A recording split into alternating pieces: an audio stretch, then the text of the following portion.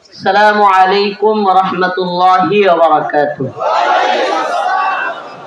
إن الحمد لله نحمده ونستعينه ونستغفره ونؤمن به ونتوكل عليه ونعوذ بالله من شرور أنفسنا ومن سيئات أعمالنا. من يهده الله فلا مضل له ومن يضلل فلا هادي له. ونشهد أن لا إله إلا الله وحده لا شريك له. أما بعد فقد قال الله تبارك وتعالى في كلامه المجيد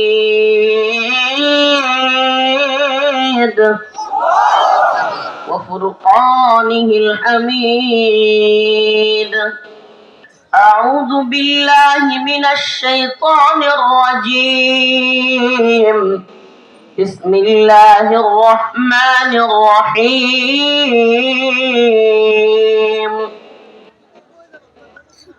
قد أفلح المؤمنون الذين هم في صلاتهم خاشعون والذين هم عن اللغو معرضون والذين هم للزكاة فاعلون والذين هم لفروجهم حافظون. صدق الله مولانا العظيم وصدق رسوله النبي الكريم ونحن على ذلك من الشاهدين والشاكرين والحمد لله رب العالمين. সকলে একটু দরুদ শরীফ পড়ি। আল্লাহুম্মা সাল্লি আলা মুহাম্মাদিন ওয়া আলা আলি মুহাম্মাদ কামা সাল্লাইতা আলা ইব্রাহিম ওয়া আলা আলি ইব্রাহিম ইন্নাকা হামিদুম মাজিদ।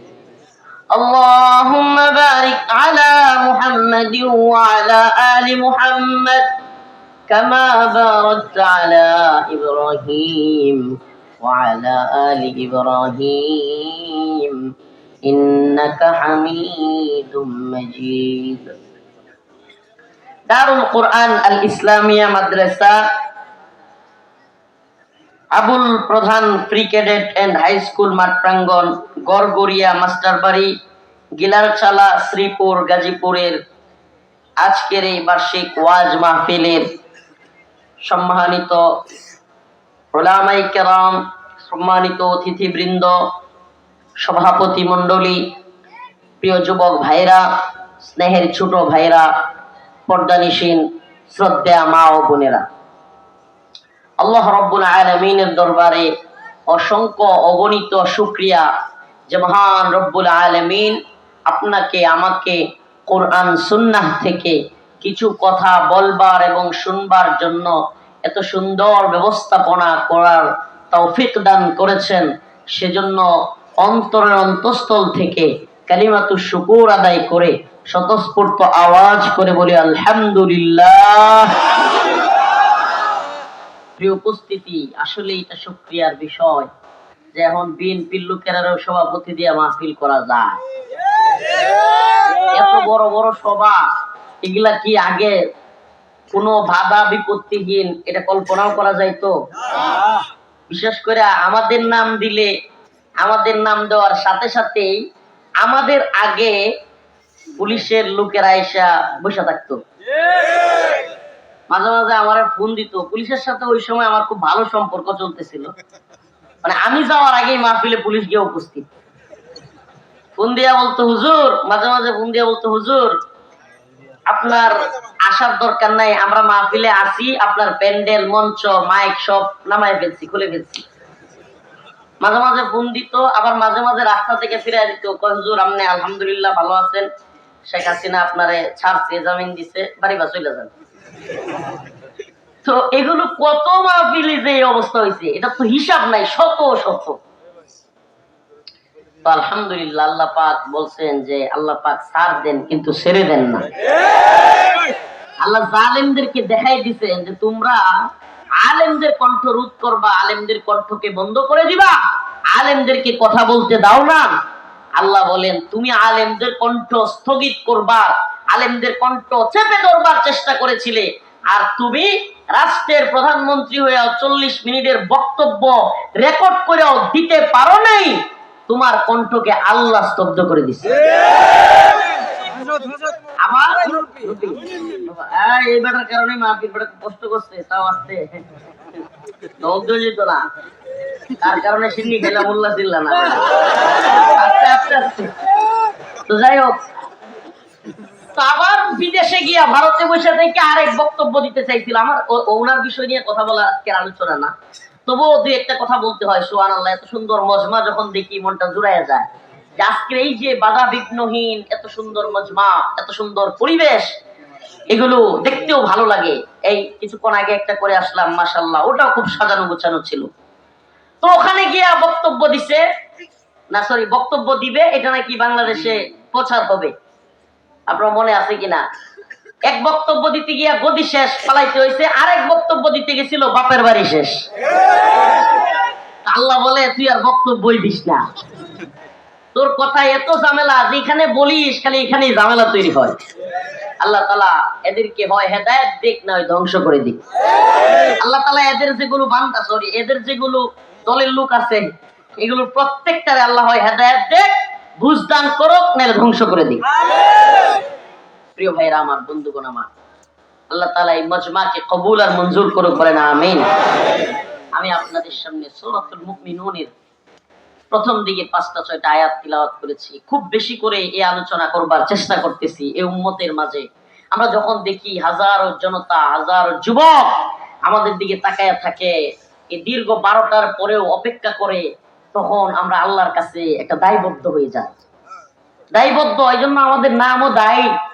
দায়ী এই যে যখন হাজার হাজার জনতা, এই ময়মনসিংহের নেত্রকোনার আমার ভাই বাইস্তা কতজন, অনেক আত্মীয় পরিজন, এরাও এই মাহফিলে প্রোগ্রামে আসে, শুনতে আসে, দেখতে আসে, তখন মনের মধ্যে এক ধরনের দায়িত্ববোধ, দায়ী হিসেবে ফিল করি, যারে এই মানুষগুলো আমাদেরকে শুনতে আসে, এদেরকে আসলে আমরা কি বলবো, কি মেসেজটা দিব, যেই মেসেজের কারণে, যেই কথাগুলো শুনে তার দুনিয়া এবং আখিরাত উভয়টাই কল্যাণ হবে, এই ধরনের কথা যেন আল্লাহ আমাদের মুখ থেকে বের করে। প্রিয় ভাইরা আমার, বন্ধুগণ আমার, আমরা দায়ী, আল্লাহর কাছে আমরা দায়বদ্ধ। ইন্নাল্লাযীনা ইয়াকতুমুনা মিন আহলিল কিতাব, আল্লাহ তাআলা বলছেন যারা কিনা আল্লাহর কুরআন পায়াও সুস্পষ্ট, বাইয়িনাতি ওয়াল হুদা মিন বাদি মা বায়্যানাহু লিন-নাস, সুস্পষ্ট বর্ণনা সহকারে আল্লাহর কিতাব পাওয়ার পরেও ইন্নাল্লাযীনা ইয়াকতুমুনা, যারা এই কিতাবের কিছু কথা গোপন করবে, নাউযুবিল্লাহ, আল্লাহ বলেন উলাইকা ইয়ালআনুহুমুল্লাহ, এরা আল্লাহর পক্ষ থেকে লানত। তাইলে আল্লাহর কালাম লুকানোর কোন সুযোগ আছে? বলেন আছে? যখন যেই দল, যেই নেতা, যেই পদভ্রষ্ট নেতা হোক, যে কেউ হোক, যদি ইসলামের বিরুদ্ধে, আল্লাহর বিরুদ্ধে, কোরআনের বিরুদ্ধে অবস্থান নেয়, তখন যারা কোরআনের দায়ী আমরা যারা আছি, তাদের উচিত নয় কি যে এই সমস্ত নেতা, এই সমস্ত দল, এই সমস্ত সরকারের বিরুদ্ধে কথা বলা?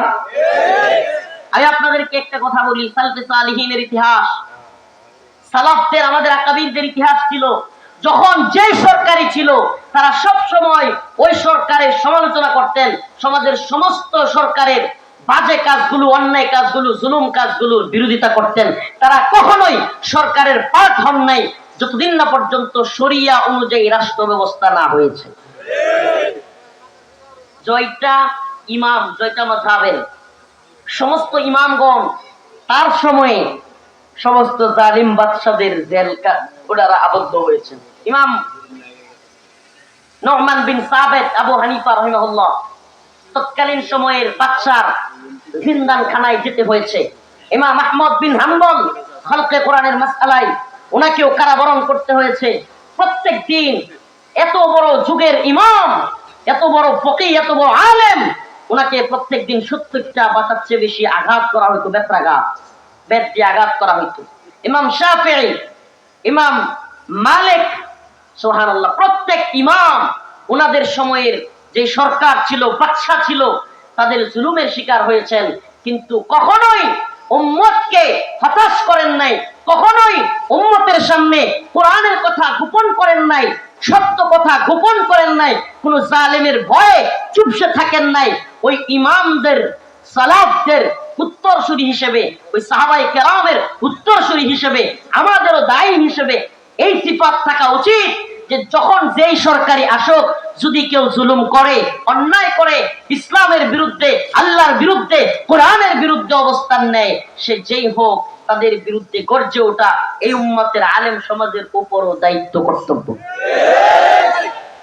প্রিয় ভাইরা আমার, এই জন্য সবসময় চেষ্টা করি, যেখানেই যাই আমাদের সামনে যখন যুব সমাজ উদ্গ্রীব হয়ে থাকে, আমি তো প্রায় প্রোগ্রামেই দেখি, আলহামদুলিল্লাহ, এটা আল্লাহর শুকরিয়া, এই জেন জি প্রজন্ম, এই নতুন প্রজন্ম, এই যুব সমাজ, আপনারা একটু লক্ষ্য করে দেখেন, 80% হলো যুবক।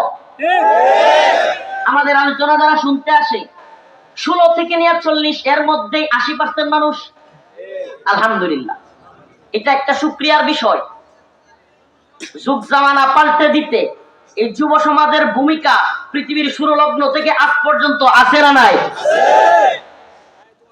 যুব সমাজ ইতিহাস পাল্টে দিতে এই উপমহাদেশের সবচাইতে কুখ্যাত, যাদেরকে আমরা নাম দিছি লেডি ফেরাউন, ফেরাউনের মহিলা ভার্সন, ফেরাউনের মহিলা ভার্সন নাম হলো লেডি ফেরাউন। পুরা এই উপমহাদেশের মধ্যে সবচাইতে বেশি কর্তৃত্ববাদী জালেম সরকার ছিল। আল্লাহ তাআলা এই যুব প্রজন্মের মাধ্যমে সেই স্বৈরাচার, সেই লেডি ফেরাউন হাসিনারও পতন ঘটাইছে কি ঘটায় না? এই নতুন প্রজন্মের প্রতি আমাদের প্রত্যাশা, হে প্রজন্ম, তোমরা শুধুমাত্র এক জালিমের বিরুদ্ধে আন্দোলন করে থেমে গেলেই, তোমরা যদি মনে করো সফল হয়ে গেছো, সফল হও নাই। যতদিন এই জমিনে ইসলামী শরিয়া প্রতিষ্ঠা না হবে, যতদিন এই জমিনে আল্লাহর দ্বীনে, আল্লাহর জমিনে আল্লাহর দ্বীন বাস্তবায়ন না হবে, ততদিন পর্যন্ত আমাদের সংগ্রাম, আমাদের বিপ্লব অব্যাহত থাকবে। রাজি আছেন তো ইনশাআল্লাহ? কোরআনের সূরাতুল মুমিনুনে যে আয়াত তিলাওয়াত করেছি, সফলতার গল্প শোনাবো আজকে আপনাদের। সবাই সফলতার গল্প শুনতে চায়, সবাই, কিন্তু মুমিনের সফলতা কোনটা সেটাই বুঝে না। সেই সকাল 7টা দৌড়ে অফিসে যাও, এই সকাল 7টা থেকে 12টা 1টা পর্যন্ত অফিস করো, কাজ করতে থাকো, বিভিন্ন কাজ, গার্মেন্টসে, সোয়েটারে, বিভিন্ন ফ্যাক্টরিতে, বিভিন্ন চাকরিতে, 1টা পর্যন্ত হাড় ভাঙা খাটুনি কষ্ট করতে করতে 1টার সময় একটা বিরতি, একটু খাবারের, দৌড়ে গিয়া খাওয়া দাওয়া, ঠিক মতো নামাজ পড়ার খবর নাই, আবার বিরতি শেষ, আবার দৌড়াও অফিসের দিকে, এইভাবে চলতেই থাকে। সেই সন্ধ্যা বের হয়ে রাত্র 8টা 9টা, ওভার টাইম অনেকে করে 10টা 11টা পর্যন্ত সময় চলে যায়, আবার রাত্র অনেকে 11টা 12টা 1টায় বাসায় ফিরে, মাঝখানে নামাজের খবর নাই। এই রাত্রে বেলায় আবার অনেকের বাসায় কাজের লোক নাই, রান্না করবার মতো লোক নাই, আবার সেই রান্না করতেছে, নিজে নিজে তরকারি পাক করতেছে, ভাত পাক করতেছে, দীর্ঘ রাত হয়ে গেছে, ঘুমায়, এইভাবে ঘুমায় আবার সকালটা হয়ে যাচ্ছে। আয় হায়, কি গদবাদা জিন্দেগি! এই অল্প মাস শেষে কিছু টাকার জন্য, এই অল্প সময়ের সুখে থাকবার জন্য 16 ঘন্টা ডিউটি করে, 17 ঘন্টা ডিউটি করে, 7 ঘন্টা একটু আরামের জন্য। কথা সত্য না মিথ্যা? এটাকেই মনে করে সফলতা, যে আমি চাকরিটা করতেছি, মাস শেষে বেতন পাবো, বাচ্চা কাচ্চাকে নিয়ে। যেই বাচ্চা কাচ্চাকে মানুষ করবার জন্য এত হাড় ভাঙা শ্রম, সেই বাচ্চা কাচ্চা আসলে কিভাবে আছে, এরা কি পড়াশোনা করতেছে, এরা কি ঠিক মতো চলতেছে, কার সাথে মিশতেছে, কার সাথে চলতেছে, সেটার খবর নেওয়ারও সুযোগ হয় না। এর মধ্যেই সময়গুলো চলে যায়, হঠাৎ করে মৃত্যুর পরোয়ানা চলে আসে, আর আমাদেরকে দুনিয়া থেকে চলে যেতে হয়। আমার জানতে মন চায়, ও মুসলমান, ও প্রিয় গাজীপুরের মাওনা শ্রীপুর অঞ্চলের আজকের আমার এই জনস্রোত থেকে আপনাদেরকে বলি, এই যে সফলতার পিছনে দৌড়ালাম, উল্টা একটু কাজের মধ্যে ভুল হইলেই আপনাদের গার্মেন্টস ওয়েটার ভিক্টোরি বলেন, বিভিন্ন প্রশাসনিক পুলিশ র্যাব বা অন্যান্য বাহিনীর চাকরি বলেন, সবগুলোতে একই অবস্থা। সাধারণ কর্মীদের ভুল হয়েছে, সুপারভাইজার আইসা লাইনম্যান আইসা গালাগালি শুরু করে, লাইনম্যানদেরকে সুপারভাইজার গালাগালি শুরু করে, সুপারভাইজারদেরকে ইনচার্জ গালাগালি শুরু করে, ইনচার্জদেরকে পিএম, এরপরে জিএম, একের উপরে যে যার উপরে থাকে গালি দেওয়াটা হলো এই নাউজুবিল্লাহ, এই সেক্টরে গালি দেওয়াটা এদের কাছে মনে হয় ওয়াজিব। নাউজুবিল্লাহ আছে এই সেক্টরে নাউজুবিল্লাহ ওয়াজিব তো আর হইতে পারে না, কিন্তু এরা এমন মনে করে যে গালি না দিলে এদের পেটের ভাত হজম হয় না। এক নোংরা সংস্কৃতি। ভদ্রগরের সন্তান ছেলে মেয়ে চাকরি করতে আসে, এদের গালাগালির কারণে অনেক সময় চাকরি ছেড়ে দেওয়ার মতো উপক্রম। মনে মনে চিন্তা করে, হাই রে, এত গালি খায়া বাপ মারে এত গালি শুনে চাকরি করতে পারবো না। কিন্তু দিন শেষে আবার সেই মাথায় চিন্তা আসে, পরিবার কিভাবে চালাবো, কিভাবে চলবে আমার সংসার। ও প্রিয় মুসলিম উম্মাহ, এই যে সময়ের ঘূর্ণিপাকে চলছে তো চলছে গদবাদা জিন্দেগি, তুমি কোন দিকে যাচ্ছ? তুমি ফজরের নামাজ না পড়েও ওই সময় তোমাকে অফিসে যাওয়ার জন্য রান্না করা লাগতেছে, নামাজের খবর নাই, জোহরের নামাজের বিরতির মধ্যে নামাজ পড়ার খবর নাই। এভাবেই যে তোমার চলছে, তুমি যে সফলতার পিছনে ছুটছো, তুমি যে টাকার পিছনে ছুটছো, ও প্রিয় ভাই আমাকে বলো, ও প্রিয় বোন, ও প্রিয় মা, ও প্রিয় বাবা আমাকে বলো, সফলতা কি পেয়েছো? শান্তি কি পেয়েছো? যে শান্তির পিছনে ছুটলা, যে সফলতার পিছনে ছুটলা, ওই সফলতা কিন্তু তোমার ঘরে আসে নাই। আল্লাহ রাব্বুল আলামিন বলেন, ক্বাদ আফলাহাল মুমিনুন আল্লাযীনা হুম ফি সালাতিহিম খাশিউন ওয়াল্লাযীনা হুম আনিল লাগওয়ি মুরিদুন। ও মুসলমান ইমানদার, তোমরা তো এই দুনিয়ার পার্থিব সফলতার চিন্তা করো। একজন কর্মী চিন্তা করে যদি কোনোভাবে ভালো কাজ কইরা, ভালো চেষ্টা কইরা সুপারভাইজার হতে পারি। সুপারভাইজার চিন্তা করে ভালো কাজ কইরা, কর্মদক্ষতা দেখায়া বেশি বেশি ডিউটি করে যদি ইনচার্জ হইতে পারি। ইনচার্জ চিন্তা করে আরেকটু উন্নতির, দারোগা চিন্তা করে ওসি হওয়ার, ওসি চিন্তা করে আরেকটু বেশি এডিশনাল এসপি হওয়ার, সার্কেল এসপি হওয়ার। এক একজনের চিন্তা এক এক রকম, এক এক ডিপার্টমেন্টে এক একজন তার চাকরির প্রমোশনের জন্য, সফলতার জন্য দৌড়ায়। এইভাবে দৌড়াইতে দৌড়াইতে কৃষক চিন্তা করে 10 কাঠা জমি আছে, আরো কেমনে 2 কাঠা বাড়ানো যায়, 15 কাঠা আছে কিভাবে 20 কাঠা করা যায়। 5 লক্ষ টাকার মালিক চিন্তা করে কিভাবে 10 লক্ষ টাকা বাড়ানো যায়। কোটি টাকার মালিক কিন্তু মনে করে না 1 কোটি আছে আর লাগবে না। মনে করছেন কোনদিন? এই কোটিপতিরা মনে করছে কোনদিন? কোটিপতিরা চিন্তা করে আরো 5 কোটি কেমনে কামানো যায়। ও প্রিয় মুসলিম উম্মাহ, ও প্রিয় যুব সমাজ, প্রিয় ভাইরা, খুব মনোযোগ দিয়ে কথাটা শুনতে হবে। এই যে সফলতার পিছনে ছুটতেছি, আমরা মনে করতেছি লক্ষ টাকার চাকরি করতে পারলেই এই দুনিয়ায় সফল। গাজীপুরের মাওনায় যদি, কিংবা যদি মেইন রোডের পাশে রাজেন্দ্রপুর কিংবা জয়দেবপুর চৌরাস্তায় কিংবা এই গড়গড়িয়া মাস্টার বাড়িতে যদি নিজস্ব বাড়ি থাকে, ফ্ল্যাট থাকে, কোটি টাকার গাড়ি থাকে, বিয়ের ক্ষেত্রে সুন্দরী একটা বউ পাওয়া যায়, ছেলে মেয়েগুলো যদি ভালো জায়গায় বিবাহ দেওয়া যায়, এই লোক মনে করে আমার চাইতে সফল আর কেডা আছে?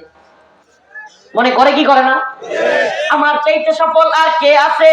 ও প্রিয় হাজিরিন, বুকে হাত দিয়া বলবা, প্রিয় ভাইরা আমার মনোযোগ দিয়ে শুনবেন, বুকে হাত দিয়া বলবেন, এই দুনিয়া তালাশ করতে গিয়া, এই দুনিয়ার সফলতার তালাশ করতে গিয়া, এই দুনিয়ার টাকা পয়সা আর এই দুনিয়াদারির চিন্তা করতে গিয়া জীবনে কোনোদিন অন্তরের মধ্যে প্রশান্তি পাইছেন?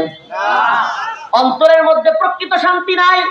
লক্ষ টাকার চাকরিকে তুমি সফলতা মনে করতে পারো, কোটি টাকার বাড়ি, কোটি টাকার গাড়ি, কিংবা সুন্দরী বউ বিয়ে করতে পারা, কিংবা ছেলেকে ভালো চাকরি করাইতে পারা, বিয়ে শাদী দিতে পারা, বিদেশে পাঠাইতে পারা, ভালো ইউনিভার্সিটিতে ভর্তি করাতে পারা, এগুলোকে তুমি সফলতা মনে করতে পারো।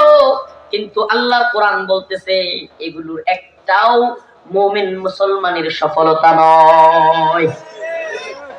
কোরআনের সুস্পষ্ট নির্দেশনা, ফামান যুহজিহা আনিন নার ওয়া উদখিলাল জান্নাতা ফাকাদ ফাজ। আল্লাহ রাব্বুল আলামিন বলেন, মুমিনের প্রকৃত সফলতা হলো সে জাহান্নামের আগুন থেকে যেদিন মুক্তি পাবে, উদখিলাল জান্নাতা ফাকাদ ফাজ, এবং যেদিন সে জান্নাতে প্রবেশ করতে পারবে মুমিন সেই দিন সফল।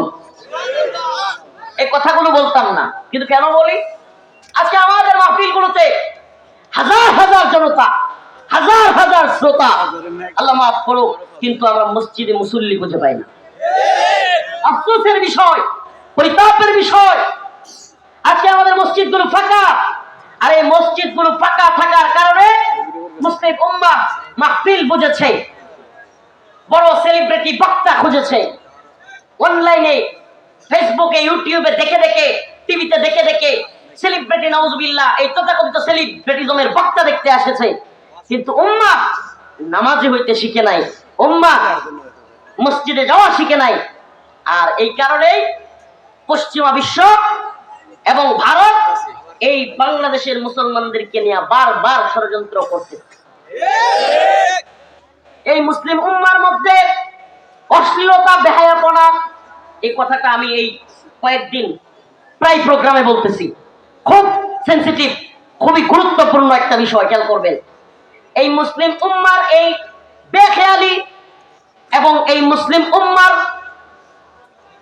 দ্বীনের প্রতি, ঈমানের প্রতি চেতনাবোধ কমে যাওয়ার কারণে এবং ইসলামের প্রতি ভালোবাসা, মুহাব্বত, এই ঈমানের দাগ পরীক্ষা করতে চায়া মাঝে মাঝে ইহুদি খ্রিস্টানরা, মুশরিকরা আমাদেরকে পরীক্ষা করে। কি করে?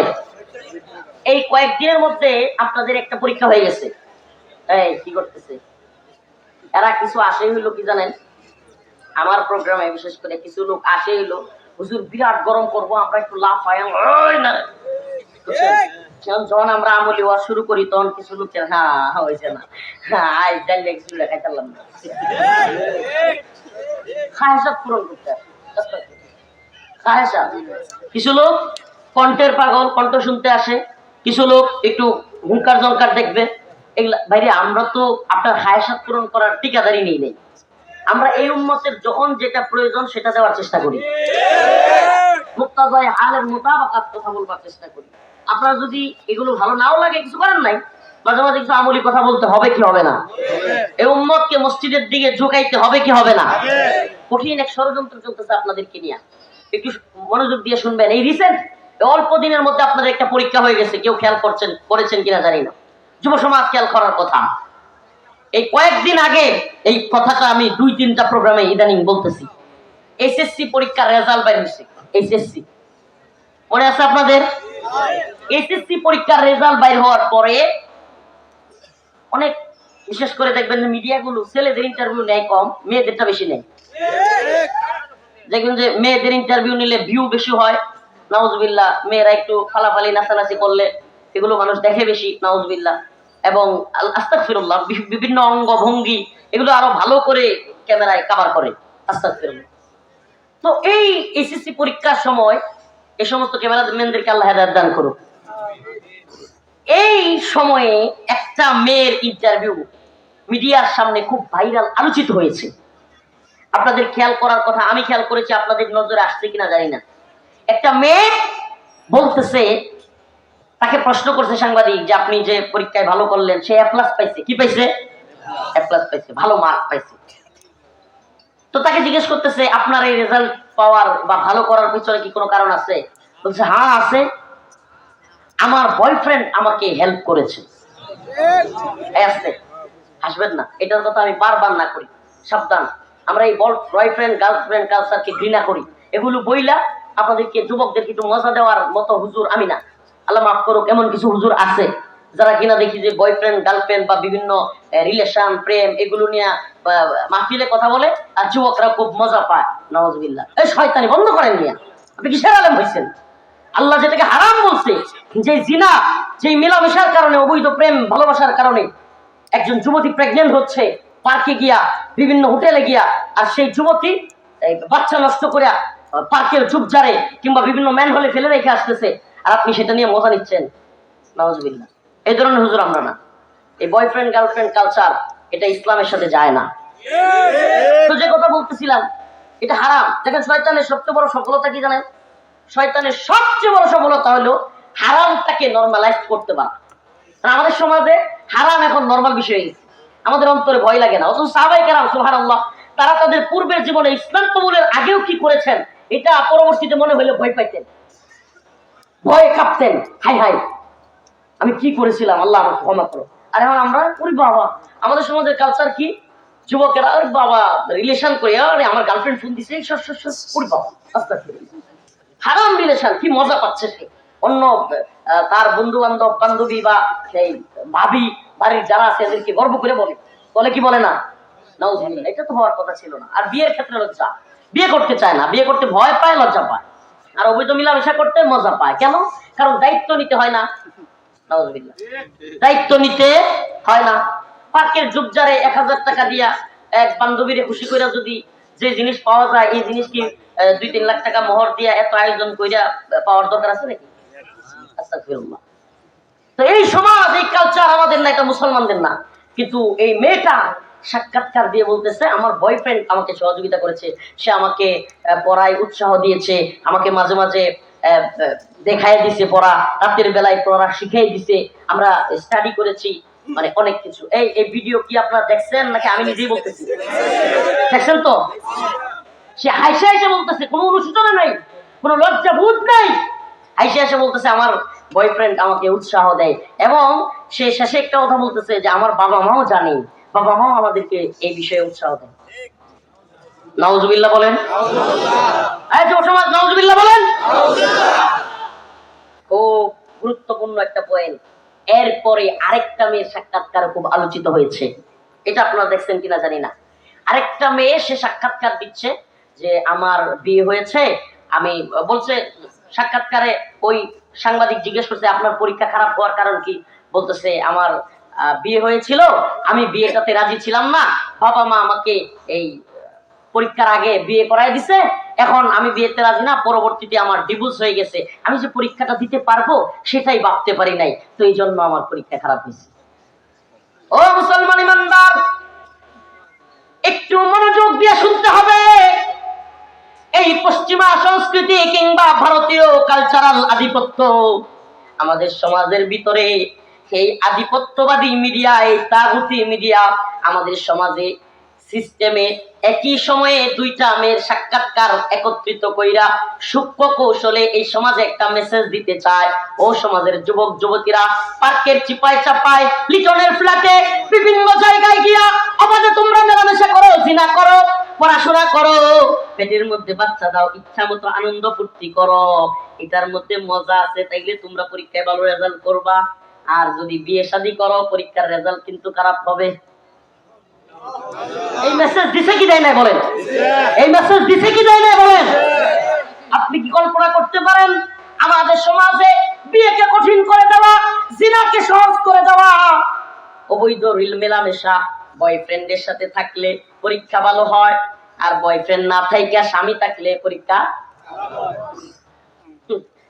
আস্তাগফিরুল্লাহ। কিছু খারাপ কথা চলে আসে এই শয়তানগুলোর ব্যাপারে, কিন্তু মাহফিলের মঞ্চে মাইক তো এগুলো বলতে পারি না জীবনে কোনোদিন। আলহামদুলিল্লাহ, এই জন্য দেখবেন আমার ওয়াজ, আমার আলোচনা এই যে তথাকথিত টিকটকে কম যায়। কেন? কারণ আমি এগুলো করতে পারি না, এগুলোতে আমার যায় না। কারণ কাইটাও যে আমার কথা নিবে, আমি ওই ধরনের কথা বলার ইচ্ছা পোষণ করি না। কিন্তু এদের এই কালচার দেখলে মনে চায় একটু খারাপ কথা এদেরকে বলি। ভদ্রতার তখন আর লিমিট থাকে না। এই সমাজ আমাদের ইসলামিক সমাজ ব্যবস্থাকে ধ্বংস করবার জন্য, পশ্চিমা সমাজ ব্যবস্থাকে চালু করবার জন্য আমাদের সমাজের মধ্যে জিনা, ব্যভিচার, সমকামিতা, ট্রান্সজেন্ডার, এলজিবিটি, লেসবিয়ান, গে, এই কালচার আমাদের বাংলাদেশে আবির্ভাব করবার জন্য হাসিনা যাওয়ার পরে, হাসিনা তো করছেই, হাসিনা তো অনেক করছে, এটা তো আপনাদের জানার কথা। হাসিনা আইন করেছিল, মনে আছে আপনাদের, বাল্য বিবাহ নিরোধ আইন। 18 বছরের নিচে, 21 বছরের নিচে ছেলে, 18 বছরের নিচে মেয়ে বিয়ে করতে পারবে। পার্কে যেতে পারবা তোমরা, হোটেলে যেতে পারবা, ওই পার্কের চিপায় চাপায় একটা গাছের চিপায় গিয়ে দুইজন মিলে বসতে পারবা। ওই নৌকায় ভ্রমণের নামে নৌকায় পর্দা দিয়া ওখানে মেলামেশা করতে পারবা, হোটেলে গিয়ে উঠতে পারবা, তোমাদেরকে অবাধে সুযোগ দেওয়া হবে। কিন্তু তোমরা 18 আগে বিয়ে করতে পারবা না। কেন? 18 আগে বিয়ে করলে বাচ্চা নিতে সমস্যা হয়, 18 আগে বিয়ে করলে বাচ্চা কাচ্চার পুষ্টিতে সমস্যা হয়। বলে কি বলে না? মুসলমান বলে কি বলে না? মোবাইল তো আছে, প্রোগ্রাম থেকে বের হয়ে একটু সার্চ দিবেন। খুদ যে শেখ হাসিনা এই আইন করলো, এই শেখ হাসিনার মায়ের শেখ মুজিবের সাথে বিয়ে হয়েছে, শেখ হাসিনার মার বয়স ছিল 9 বছর।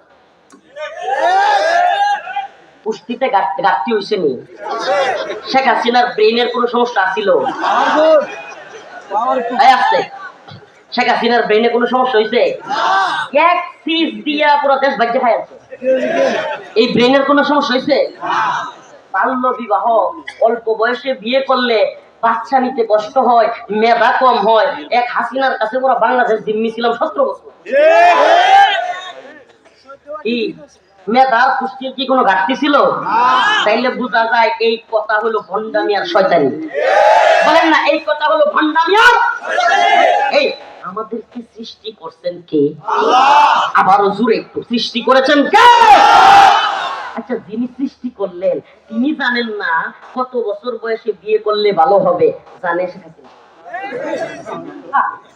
যিনি আমাদেরকে সৃষ্টি করলেন, যিনি আমাদেরকে পৃথিবীতে আনলেন, যিনি আমাদেরকে পুরুষ হিসেবে নারী হিসেবে এই দুনিয়া, এই পৃথিবী, এই আসমান জমিন চন্দ্র সূর্য সব সৃষ্টি করলেন, আমাদেরকে দুনিয়ায় পাঠাইলেন, তিনি জানেন না আমরা কবে বিয়ে করলে ভালো হবে? জানেন না? জানেন না? সে আল্লাহ যিনি আমারে আপনারে দুনিয়াতে পাঠাইলো, যেইভাবে পাঠাইলে দুনিয়াতে চলমান প্রক্রিয়া সুন্দর থাকবে, যেইভাবে পাঠাইলে সন্তান মারা কম যাবে। কারণ রসুল বলেছে আমার উম্মত বেশি হলে আমি গর্ব করব। তার মানে আল্লাহ এবং তার রসুলের চাওয়া হলো এই উম্মত বেশি বেশি হোক। ঠিক ঠিক না? আল্লাহ আমাদেরকে সৃষ্টি করলো, আল্লাহ পাক ভালো বুঝলেন না, আর বুঝলো শেখ হাসিনা।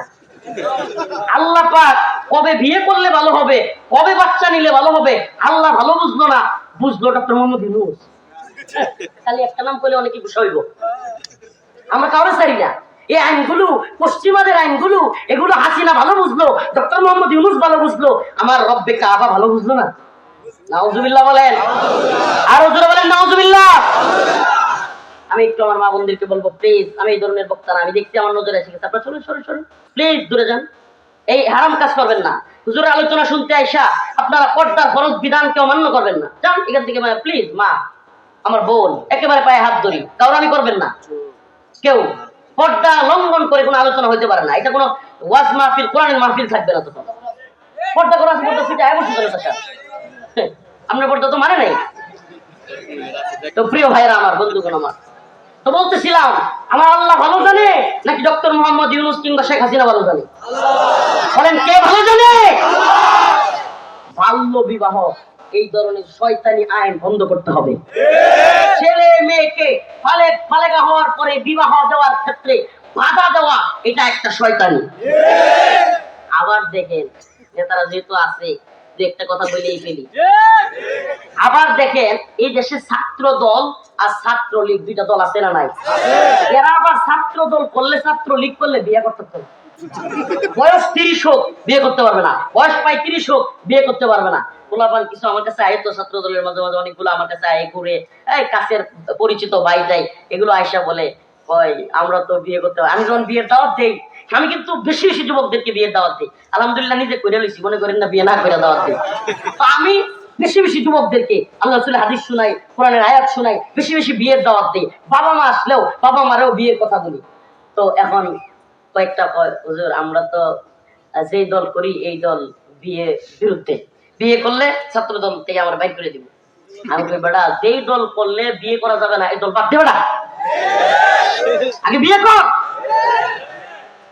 আস্তাগফিরুল্লাহ, আস্তাগফিরুল্লাহ। আল্লাহ ফরজ বিধান করছে, আর কোন দল করার কারণে বিয়ে করতে পারবো না, কোন লীগ করার কারণে বিয়ে করতে পারবো না। বোঝা গেল এই দলগুলো বিয়ে যদি বাধা দেওয়া হয়, এই দলগুলো থেকে আমাদেরকে বুঝাইতে হবে না তাদেরকে, হয় আমাদেরকে বিয়ে করার সুযোগ করে দেন, নাইলে দল থেকে চলে গেল। কথা বলেন। আমাদের সুস্পষ্ট বক্তব্য। প্রিয় হাজিরিন, এই সমাজের মধ্যে এই মেসেজ দিতে চায়, এই মেসেজটা সমাজের মধ্যে দিয়া আমাদের সমাজে বেহায়াপনা, অশ্লীলতা, নোংরামি এগুলো তৈরি করতে চায়। কেন?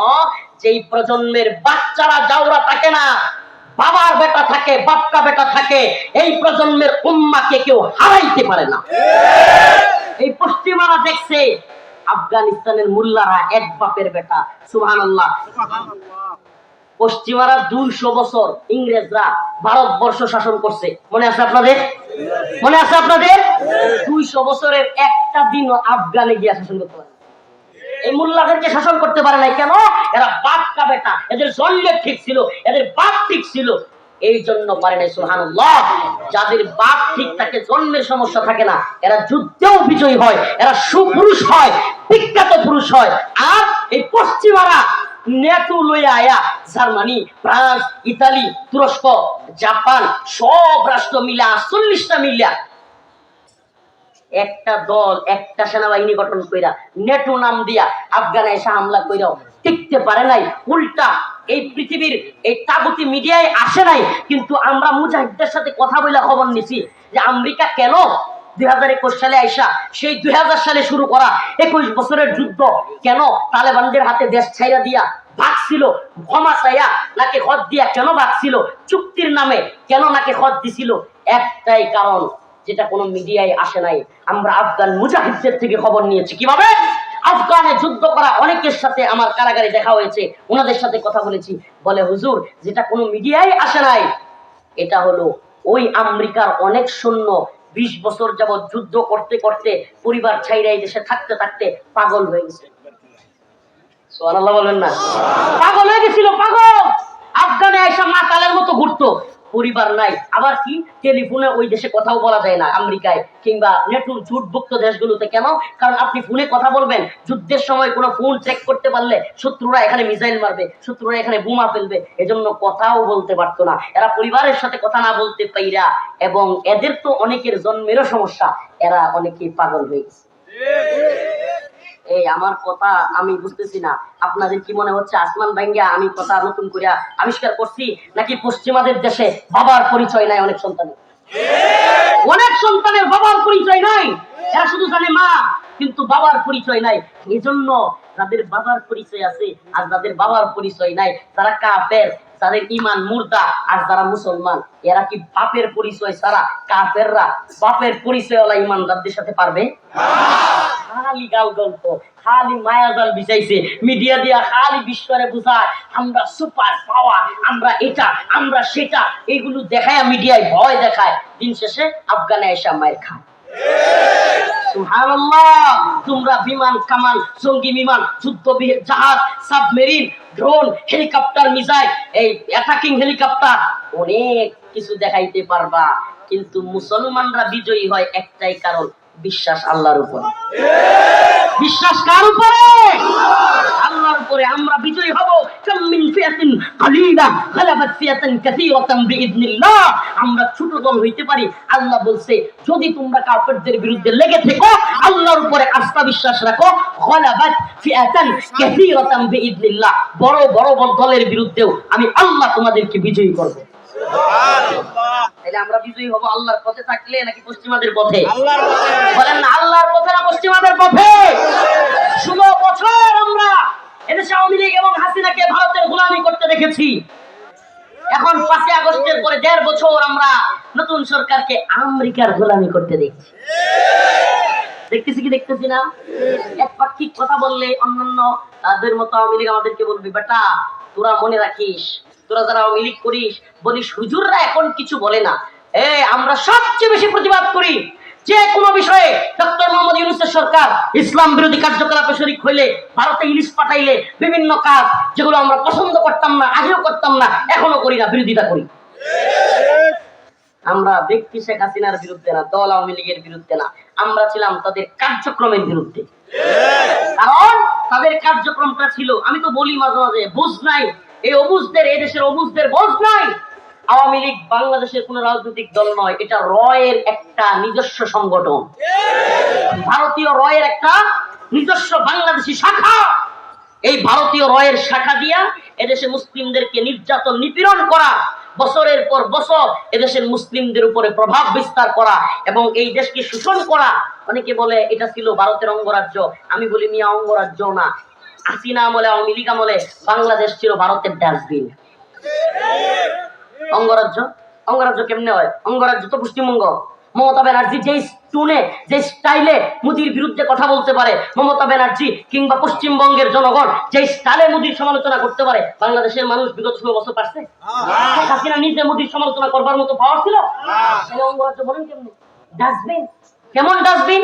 ইচ্ছা মতো পচা পেঁয়াজ দিবে, ইচ্ছা মতো বন্যার পানি ছেড়ে দিবে, ইচ্ছা মতো নোংরা আবর্জনা ছেড়ে দিয়া এই দেশ বাসায় দিবে। আবার নেওয়ার সময় ওই ডাস্টবিনে যেমন ভালো ভালো জিনিস যেগুলো থাকে এগুলো পুরায় নিয়ে যায়, এমনি ভাবে ইলিশ নিবে, আমরুপালি নিবে, এদেশের ট্রানজিট নিবে, এদেশের বন্দর নিবে। নিচে কি নাই? নাই। দেওয়ার সময় পচা পেঁয়াজ, দেওয়ার সময় ফেলানির লাশ, দেওয়ার সময় সীমান্তে কাঁটাতারের বেড়ায় আমাদের ভাইদেরকে হত্যা, দেওয়ার সময় আমাদেরকে বন্যার পানি, আর নেওয়ার সময় ভালো ভালো জিনিস। আমাদের থেকে একটা জিনিসই নিচ্ছে, যেটা আমরা খুশি হয়েছি, হাসিনা। এটা নেওয়াতে আমরা খুব খুশি। আর যা নিচ্ছে এই সমস্ত চুক্তি বাতিল করা হোক। ডক্টর মোহাম্মদ ইউনূসের সরকারকে বলবো, বাংলাদেশ জামাত ইসলামী, বাংলাদেশ জাতীয়তাবাদী দল বিএনপি, হেফাজতে ইসলাম সহ সকল দলকে বলবো, আওয়ামী লীগের সময় ভারতের বিরোধিতা করেছেন, দিল্লি না ঢাকা, দিল্লি না ঢাকা, তাইলে এখনো দিল্লির সাথে করা গোলামী চুক্তি কেন থাকবে? এই সমস্ত চুক্তিগুলো বাতিল করতে হবে। এই আদানির সাথে এই বেশি টাকা দিয়া বিদ্যুৎ কেনার চুক্তি, কিংবা এই বন্দরের চুক্তি, ট্রানজিটের চুক্তি, ট্রানজিটের নাম দিয়া বাংলাদেশের উপর দিয়া করিডোরের চুক্তি, সব চুক্তি বাতিল করতে হবে। আমরা স্বাধীন, আমরা একমাত্র আল্লাহ গোলামি করি, ভারতের গোলামি করি না। আওয়ামী লীগ মাঝে মাঝে ভয় দেখায়, মাঝে মাঝে যখন কোনো কিছু তৈরি করলে বলে না, কয় হ্যাঁ এই যে ভারতের বিরোধিতা করে, ভারত যদি হামলা করে 48 ঘন্টা টিকে থাকতে পারবেন? বলে কি বলে না? আমরা বলি ভারত যদি এই মুসলিম বঙ্গে, আমি এই দেশকে বলি মুসলিম বঙ্গ। কি বঙ্গ? এরা বঙ্গবঙ্গ বলে, আমরা বলি মুসলিম বঙ্গ। কি বঙ্গ? দেখবেন এরা বাঙালি চেতনার কথা বলবে, বাঙালি জাতীয়তাবাদের কথা বলবে। বলে কি বলে না? বাঙালি। বাঙালি তো কলকাতার গুলো বাঙালি। এই দেখবেন বাংলাদেশ নিয়ে আওয়ামী লীগের সময় খুব ষড়যন্ত্রের মধ্যে একটা ছিল, এপার বাংলা আর ওপার বাংলাকে এক করে দাও। বলতো কি বলতো না? বলতো কি বলতো না? প্রশ্ন, এপার বাংলা আর ওপার বাংলা কোনটাকে কোনটার সাথে এক করবে? মানে আমাদের সাথে কলকাতাকে দিয়ে দিবে বাংলাদেশের সাথে? তো আলহামদুলিল্লাহ। এই দুই বাংলাকে এক করার যে প্ল্যান, এটা ছিল ওই ভারতীয় প্ল্যান যেটা 71-এ হয়েছে। 71-এ এই দেশকে আলাদা করে তারা পাকিস্তান থেকে এই চক্রান্তে, এই প্ল্যানিং করছে যুদ্ধে সহায়তা, যাতে করে বাংলাদেশকে ভারতের দখলে নিতে পারে। এই জন্য এখনো পর্যন্ত 71-এর যুদ্ধকে ভারত নিজেদের যুদ্ধ বলে এবং 71-এর বিজয়কে তারা নিজেদের বিজয় বলে। আমরা এই যুবক ভাইরা কিংবা মুরব্বী চাচারা জীবনে কোনোদিন চিন্তা করছেন যে শত শত কিলোমিটার না, 1000 কিলোমিটার দূরে কই পাকিস্তান, কই বাংলাদেশ, এগুলো আবার দুটো এক দেশ হয় কেমনে? হাস্যকর না? জীবনে কোনোদিন চিন্তা করছেন? একটা হলো পুরা ভারতবর্ষ পার হইয়া ওই আফগানিস্তানের সাথে, আর একটা হলো বাংলাদেশ মায়ানমারের সাথে। এই দুইটা আবার এক দেশ কেমনে হয়? 47-এ যখন ভারত এবং পাকিস্তান দেশভাগ করছে, তখন বাংলাদেশকে পাকিস্তানের সাথে দিচ্ছে। উদ্দেশ্যই ছিল কখনো পাকিস্তান থেকে যদি বাংলাদেশকে আলাদা করা যায়, আমরা যাতে এই দেশটা দখল করতে পারি। এই জন্য 71-এর স্বাধীনতা অবশ্যই পাকিস্তানের জেনারেলরা, এই শয়তানগুলো অবশ্যই বাঙালি মুসলমানদেরকে অত্যাচার করেছে, হত্যা করেছে, এটা সত্য। কিন্তু ওই যুদ্ধটাও ছিল একটা ষড়যন্ত্রের যুদ্ধ। ওই পাকিস্তানি জেনারেল গাদ্দাররাও যেমন এই যুদ্ধের মধ্যে শয়তানি করেছে, তেমনি ভাবে ভারতীয় বাহিনীও এই যুদ্ধে শয়তানি করে বাংলাদেশকে দখল করবার চক্রান্ত করেছিল। ইতিহাস এক পাঠ ঠিক বলবেন না, ইতিহাস বললে দুইটা মিলে বলবেন। এই ক্ষেত্রে পাকিস্তান যেমন জালেম, এক্ষেত্রে ভারতও তেমনি ভাবে জালেম। আগে স্লোগান হইতো, মুরব্বীদের মনে থাকবার কথা, পাকিস্তান থেকে বাংলাদেশ আলাদা হওয়ার সময় পিন্ডি না ঢাকা, রাওয়ালপিন্ডি, পাকিস্তানের একটা আঞ্চলিক জায়গার নাম হলো রাওয়ালপিন্ডি। কি নাম? তৎকালীন সময় এই প্রজন্ম এই স্লোগানের সাথে এতটা নরমাল না, এই প্রজন্ম এই স্লোগান জানে না। এই মুরব্বীরা বলতে পারবে পিন্ডি না ঢাকা। এই প্রজন্ম নতুন স্লোগানের সাথে পরিচিত হয়েছে, দিল্লি না এই বলেন না, দিল্লি না। এখন দেখেন আগে কি কইছে, পিন্ডি না, মানে পাকিস্তানের পিন্ডি, বাংলাদেশের হলো ঢাকা। মানে হলো আমরা পিন্ডির গোলামি চাই না, পাকিস্তানের গোলামি চাই না, আমরা ঢাকা, আমরা স্বাধীন, এটা বুঝাইতো স্লোগান দিয়া। পিন্ডি না। আস্তে আস্তে কিছুদিন গেল, স্লোগান পাল্টাই গেল। এখন স্লোগান কি, দিল্লি না ঢাকা। বলে যাই, গত প্রোগ্রামে, আজকের প্রোগ্রামে বলছি, ফার্স্ট টাইম এই কথাটা আজকে এই প্রোগ্রামে বলতেছি, অল্প কিছুদিন অচিরেই এই বাঙালি জেনজির স্লোগান হবে ওয়াশিংটন না ঢাকা। বলে গেলাম দেখেন, কারণ পাকিস্তানের গোলামি চলছিল, এই প্রজন্ম স্লোগান দিয়েছে, রাজপথ কাঁপিয়ে দিয়েছে, পিন্ডি পাকিস্তানের গোলামদেরকে পিটাইয়া ভেদাইয়া বিদায় করছে, পিটাইয়া পাকিস্তানকে 71-এ জেনারেলদেরকে, পাকিস্তানের গোলামদেরকে। 2024 সালে আইসা দিল্লির গোলামিও আলহামদুলিল্লাহ অনেকাংশে কমছে, দিল্লি না ঢাকা বইলা। এখন তো আমেরিকার গোলামি শুরু হয়ে গেছে। ও এটা কেউ বলতে চায় না, সিস্টেমে আড়াইয়া যায়, খুব সিস্টেমে। যেই আমেরিকার কথায় ইসরায়েল ফিলিস্তিনি মুসলমানদেরকে হত্যা করতেছে, ডোনাল্ড ট্রাম্পের এক কথায় যুদ্ধ বন্ধ হয়ে যায়, তাইলে কি আরো বুঝতে বাকি আছে যে এই ফিলিস্তিনি মুসলিমদের হত্যার পিছনে সবচাইতে বড় ভূমিকা হলো আমেরিকার? আপনারা কি বুঝেন না? বুঝেন না? এখনো যে রাজনৈতিক দলগুলো বলে আমেরিকা ভালো, মানবতা, মানবাধিকার, সাম্য, ভ্রাতৃত্ব, বন্ডের দল।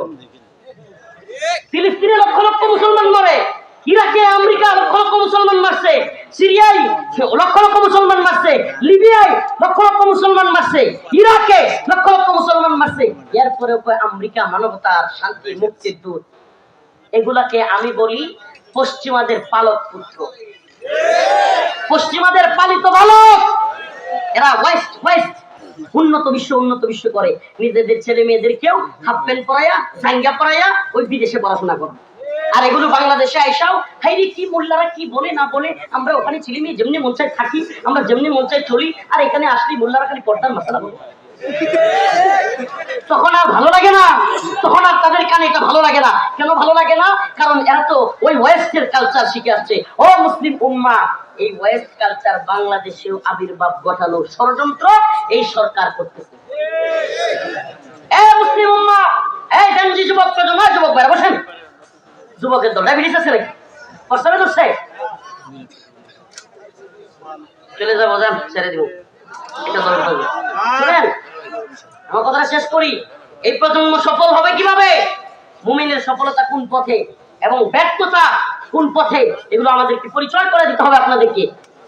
এই প্রজন্মকে বুঝাইতে চায় জিনা খুব ভালো কাজ, নাউজুবিল্লাহ, বিবাহ খুব খারাপ কাজ, আর একাধিক বিয়া, হাই হাই এটা সেটা খারাপ কাজ আছে চলে, নাউজুবিল্লাহ। নাউজুবিল্লাহ বলবেন না? আল্লাহ কোরআন কি বলে? আসেন একটু মিলাই। আল্লাহ কোরআন কি বলে? আল্লাহ কোরআন বলছে, ফানকিহু, তোমরা বিয়ে করো, মা ক্বাবালাকুম মিনান নিসা। আল্লাহ রাব্বুল আলামিন বলেন, তোমরা বিয়ে করো, মা ক্বাবালাকুম মিনান নিসা, মহিলাদের থেকে যাকে পছন্দ হয়। মাসনা, আল্লাহ শুরু করছে কয়টা দিয়া? সবাই দেখতে পাচ্ছেন, আল্লাহ শুরু করেছে কয়টা দিয়া? ফানকিহু, তোমরা বিয়ে করো, মা ক্বাবালাকুম, তোমাদের যাকে পছন্দ হয়, মিনান নিসা, মহিলাদের থেকে, মেয়েদের থেকে। আল্লাহ তাআলা এই আয়াতে বুঝাইলেন ছেলে ছেলেকে বিয়ে করতে পারবে? পারবে? আপনারা কি বিশ্বাস করবেন কিনা? এই তথাকথিত গণতান্ত্রিক দলগুলোকে বলেন, আপনি যেই দলই করেন, অমুক দল তমুক দল, আমি নাম নিতে চাচ্ছি না, এই দলগুলোকে পারলে বলতে বলেন যে আমরা সমকামিতার বিরুদ্ধে, আমরা সমকামিতা চাই না, আমরা ট্রান্সজেন্ডারের বিরুদ্ধে, আমরা এই অশ্লীলতা এলজিবিটি এইগুলোর বিরুদ্ধে। পারলে দেখান এই বাংলাদেশে এই এনসিপি বলেন বা অন্যান্য দলগুলো আছে, এগুলোরে বলেন বিবৃতি দিতে পারবে না, করবে না।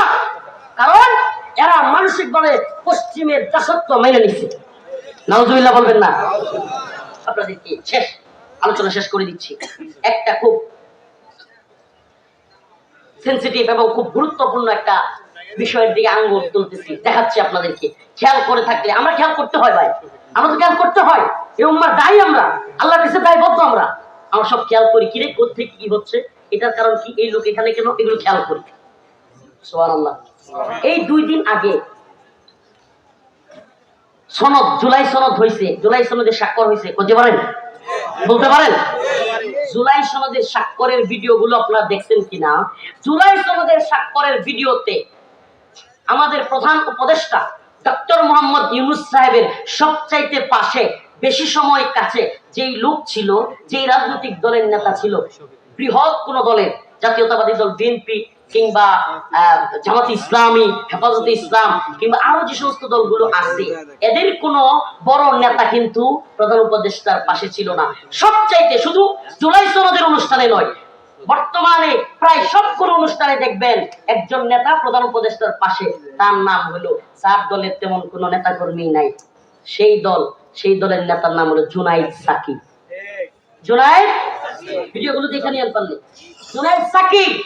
আমার জানতে মনে চায়, বিএনপির মহাসচিবের চাইতে, জামাতে ইসলামের সেক্রেটারি জেনারেলের চাইতে, হেফাজতে ইসলামের মহাসচিবের চাইতে জুনাইদ সাকি বাংলাদেশের বড় নেতা কবে হয়ে গেল? বলেন না, কবে হইলো? তাইলে আপনারা তো ওইভাবে চিন্তা করবেন না, আমরা চিন্তা করি। তাইলে জুনাইদ সাকি প্রধান উপদেষ্টার এত কাছে, বোঝা গেল ভিতরে ভিতরে কিছু চলতেছে। এই জুনাইদ সাকি গত কিছুদিন আগে আসিফ মাহতাব এবং সারওয়ার, দুইজন অধ্যাপক, দুইজন প্রফেসর, বাংলাদেশের নাম করা দুইজন শিক্ষক, উনাদেরকে এক এলজিবিটি সমকামিতার একটা লোক, সে অনলাইনে তাদেরকে হত্যার হুমকি দিয়েছিল। আপনাদেরকে ভুলে গেছেন না কারো কারো মনে আছে? একটা শিক্ষক সারোয়ার স্যার এবং আসিফ মাহতাবকে হত্যার জন্য হুমকি দিয়েছিল একটা সমকামী এলজিবিটি সমর্থনকারী। আর সেই সমকামিতার বিরুদ্ধে আমরা যখন গর্জে উঠেছিলাম, এই জুনাইদ সাকি ওই সমকামী লোকটার পক্ষ নিয়েছে। আমাদের বুঝতে বাকি নাই, আমেরিকা তারে পছন্দ করছে এই দেশের সমকামিতা বাস্তবায়ন করবার জন্য। আর শেষ আলোচনা, শেষ দিকে শুধু লাস্ট একটা উদাহরণ দিই। লেজ কাটা শিয়ালের গল্প শুনছেন? হ্যাঁ, এক শিয়াল খালি গৃহস্থের বাড়িতে কৃষকের গোয়াল থেকে, কৃষকের ঘর থেকে মুরগি খায় চলে আসে। একদিন ওই গৃহস্থ খুব রাগান্বিত হয়েছে, আরে তোরা ধরতে পারি না, খালি আমার মুরগি খাস। রামদানিয়া দরজার চিপায় বসে আছে।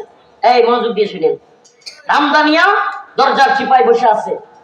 এখন শিয়াল ঢুকছে, মুরগি নিয়ে দৌড় মারছে, আল্লাহর নাম নিয়ে ওই কৃষক গৃহস্থ এক কূপ মারছে কল্লার মধ্যে কূপ দিছে। শিয়াল তো 7 চালাক, দৌড় মারছে, কল্লার মধ্যে না লাইগা ওই শিয়ালের লেঞ্জার মধ্যে লাগছে। কোথায় লাগছে? শিয়ালের লেজ কেটে পড়ে গেছে। ঘটনাক্রমে ওই শিয়ালটা ছিল, আপনারা বিশ্বাস করবেন কিনা জানি না, যদি খেয়াল করেন দেখবেন প্রাণীকুলের মধ্যেও কিন্তু সর্দার আছে। প্রাণীকুলের মধ্যেও, কুকুরের মধ্যেও দেখবেন 10-20টা একসাথে থাকলে একটা কিন্তু সর্দার। তো ওই শিয়ালটা ছিল ঘটনাক্রমে শিয়ালদের নেতা। শিয়ালদের কি নেতা? এখন নেতা যখন লেজ কাটা অবস্থায় সকল শিয়ালের মধ্যে গেছে, অন্য শিয়ালরা একটু হাসাহাসি করতেছে, নেতা আপনি লেঞ্জা কাটা কেন, কই গেছিলেন, মাই দেখাই আইলেন। এখন সে একটু না, জানো তোমরা আজকের দিনে ইচ্ছাকৃত ভাবে যে তার লেজ কাটবে, আগামী 100 বছর আমাদের দলের সে নেতা থাকবে। মানে কেন সবাই এখন লেঞ্জা কাটা নাও? সবাই যদি লেজা কাটা আমার বুদ্ধিতে, তাইলে লেজ কাটা দলের নেতা তো আমিও থাকতে পারবো। প্রিয় ভাইরা আমার, এই পশ্চিম, এই নোংরামি, অশ্লীলতা, ফর্ন ইন্ডাস্ট্রি, সমকামিতা, ট্রান্সজেন্ডার, বিভিন্ন মতবাদ দিয়া পশ্চিম এখন এমন ধ্বংস হয়েছে, এই তথাকথিত ওয়েস্ট আর এই তথাকথিত উন্নত বিশ্ব এমন ধ্বংসপ্রাপ্ত হয়েছে, এরা এখন বুঝতেছে হায় রে, অশ্লীলতার নোংরামির কারণে বিশ্বে কেউ আমগরে মানে না। এখন আমাদের মরলগিরি চলে যাচ্ছে, আমরা তো নিজেদের লেজ কাটছি, এখন যদি সবার লেঞ্জা কাটতে পারি আমগর নেতামি ঠিক থাকে। অপ্রিয় মুসলিম উম্মাহ, এজন্য এই পশ্চিম আমাদের মুসলিম রাষ্ট্রগুলো রাষ্ট্রপ্রধানদেরকে বুদ্ধি দিচ্ছে, তোমরাও লেঞ্জাগুলো ফেলে দাও। পাকিস্তানের গোলাম শাহবাজ শরীফ, আমেরিকার ডলারখোর জেনারেলরা, এগুলো আমেরিকার কথায় আগেও 71-এ পাকিস্তানের এই তথাকথিত ডলারখোর এই মুনাফিক জেনারেলরা পাকিস্তানের সেনাবাহিনী বাংলাদেশে হামলা করছে এই আমেরিকার কথায়। আপনারা তো 71 ইতিহাস জানেন, এই পাকিস্তানি জেনারেলরা যখন বিপদে পড়ছে, আপনারা জানেন কিনা, আমেরিকা তাদের 70 নৌবহর নিয়ে বাংলাদেশের দিকে যুদ্ধ করতে আসতেছিল। তার মানে তোমরা যাও, মারো মুসলমানদেরকে, আমরা আছি। ঠিক তেমনি ভাবে এখন আফগানিস্তানে এই ডলার খোর জেনারেলদেরকে দিয়া হামলা করাইছে, আফগানের মুসলমানদের উপরে সাপোর্ট দিচ্ছে আড়াল থেকে আমেরিকা। এরা এই লেজ কাটা নিজেদের লেঞ্জা কেটে গেছে, এখন এই তথাকথিত মুসলিম শাসকদেরকেও লেঞ্জা কাটতে চায়।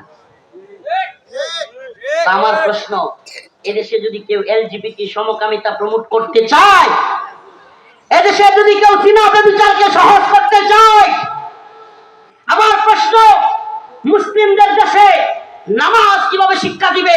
প্রত্যেকটা স্কুল, কলেজ, ভার্সিটিতে এ ধরনের একজন শিক্ষক দেওয়ার দরকার ছিল। কিভাবে কোরআন শিক্ষা দিবে? মুসলিমদের সমাজে, মুসলিমদের রাষ্ট্রে এরকম একজন শিক্ষক দেওয়ার কথা ছিল। আমাদের ডক্টর মোহাম্মদ ইউনূসের নতুন সরকার কোমর দুলায় কেমনে নাচবে এটা শেখানোর জন্য নতুন একজন শিক্ষক দেখছেন, চিন্তা করছেন? বর্ণামী লিমিট আছে। মুসলিমদের ছেলে মেয়েরা কিভাবে নামাজ শিখবে, কিভাবে কোরআন শিখবে, এটার কোন শিক্ষক না দিয়া উল্টা ওই যে কোমর হেলায় দুলায় কিভাবে নাচ শিখবে, নাচের শিক্ষক দিচ্ছে। নাউজুবিল্লাহ বলবেন না?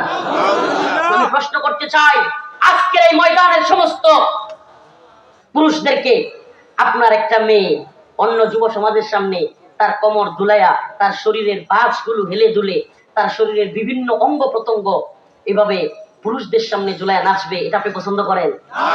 এটার নাম সংস্কৃতি? শিক্ষা লেসকাটা শিয়ালের দল, শিক্ষা তোদের রুচিতে, তোদের রুচিতে কুকুর মুতে দিছে। এই নাচের শিক্ষা আমার বোনকে, আমার মেয়েকে স্কুলে নিয়ে শিক্ষা দিয়া তোরা তোদের এই নষ্ট রুচি এগুলো দিয়ে আমাদের মা বোনদের নাচ দেখতে চাস, শয়তানি বন্ধ করো।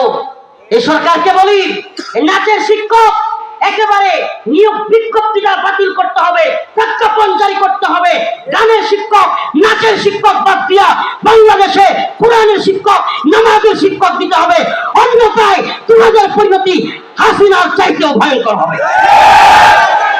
রাজি আছেন ইনশাআল্লাহ?